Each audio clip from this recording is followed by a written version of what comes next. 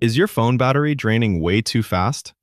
Even if your battery health is still good, small settings and habits can kill your battery life every day. In this video, I will show you the biggest reasons your battery drains fast and simple fixes that actually help. Brightness. One of the biggest battery killers is screen brightness.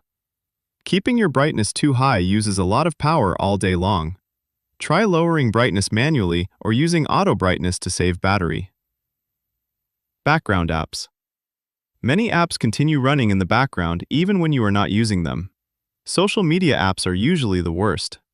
Close apps you do not need and disable background activity for apps you rarely use. Location services. Location services can also drain your battery very fast. Some apps track your location all the time without you noticing. Go to your settings and only allow location access when using the app. Weak signal. This surprises many people. Weak mobile signal can drain battery faster because your phone keeps searching for connection. If your signal is very weak, battery drain becomes worse. Overheating. Heat is bad for battery health.